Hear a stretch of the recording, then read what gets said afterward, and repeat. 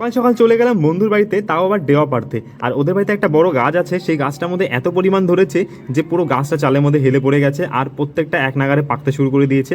এটা তো আবার পাখিতেও খেয়ে নিয়েছে কিছুটা, তো এটা কিন্তু বেশি টেস্ট লাগবে। আর একটা পারতে গেলে ওটার থেকে নিচগুলো সব পড়ে যাচ্ছে। তারপর এরকম করে এক এক করে পারলাম। আমার তো দেওয়া খুবই ভালো লাগে, আর তোমাদের কাঁধে কাঁধে ভালো লাগে। এটাকে বন কাঁঠাল বলে, আর এতটা পরিমাণ পেরেছি, দেখতে পাচ্ছ কতগুলো হয়েছে।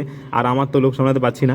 আর এটার টেক্সচারটা এত সুন্দর ভেতরটা, সেই জন্যই এটাকে বোধহয় বন কাঁঠাল বলে, একদম সেম কাঁঠালের মতনই ছোটো ছোটো। আর আমি তো শুভমদের বাড়িতে একটা ভেঙে খেয়ে নিলাম, আর এটা কিন্তু হেভি টেস্ট ছিল। ওদের বাড়িটা একটা আলাদা লেভেলেরই টেস্ট, কারণ ওটা একদম টক টক মিষ্টি মিষ্টি মিষ্টি একটা বেশি হয়। তারপর আমি বাড়িতে এসে আবার এটাকে ভালো করে ধুয়ে নিলাম, ভাবলাম মাখা করে খেয়ে দেখি।